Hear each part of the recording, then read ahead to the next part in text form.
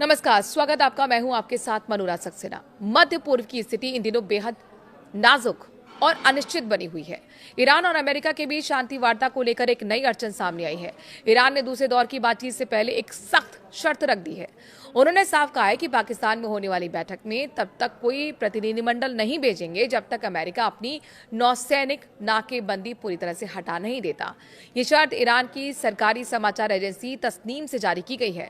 Agency के मुताबिक जब तक अमेरिका के जंगी जहाज ईरान के बंदरगाहों के आसपास तैनात हैं और हॉर्मुज जलडमरू मध्य पर नाकेबंदी जारी है, तब तक ईरान पाकिस्तान नहीं जाएगा। ईरान का कहना है कि पहले नाकेबंदी हटाओ और फिर बातचीत की मेज पर बैठेंगे। इससे पहले 11 और 12 अप्रैल 2026 को इस्लामाबाद में पहली दौर की बातचीत हुई थी। उसमें कोई ठोस समझौता नहीं हो पाया।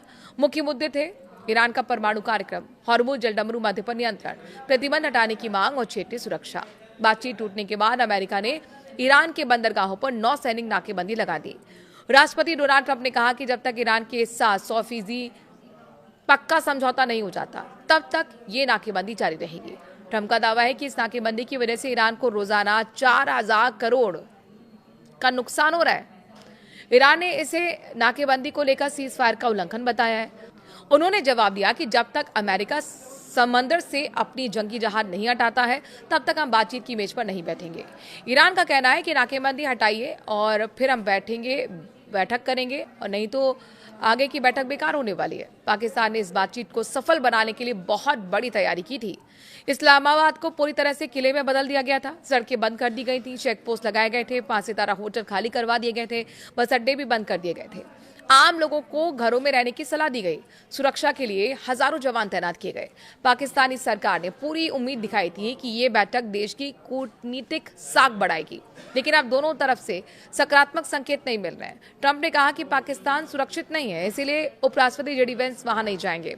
ईरान ने भी अपना डेलीगेशन भेजने से इनकार कर दिया है। जिस कूटनीतिक आयोजन को पाकिस्तान ने इतनी मेहनत के साथ तैयार किया था, अब वो शुरू होने से पहले ही अनिश्चितता में फंस गया है। यह अमेरिका और ईरान के बीच एक तरह के अहंकार की लड़ाई बन गई है, जिसमें पाकिस्तान का पूरा प्रशासन बेवजह परेशान हो रहा है। अब समझते हैं कि ये नाकेबंदी क्यों लगाई गई है। हॉर्मुज जलडमरू मध्य दुनिया का सबसे महत्वपूर्ण जलमार्ग है। यहाँ से वैश्विक तेल व्यापार का 20 से 30% हिस्सा गुजरता है। ईरान इस इलाके पर अपना नियंत्रण रखता है और कभी कभी जहाजों से टोल भी वसूलता है। अमेरिका चाहता है कि रास्ता पूरी तरह खुला रहे, बिना किसी टोल के और बिना किसी रोक टोक के।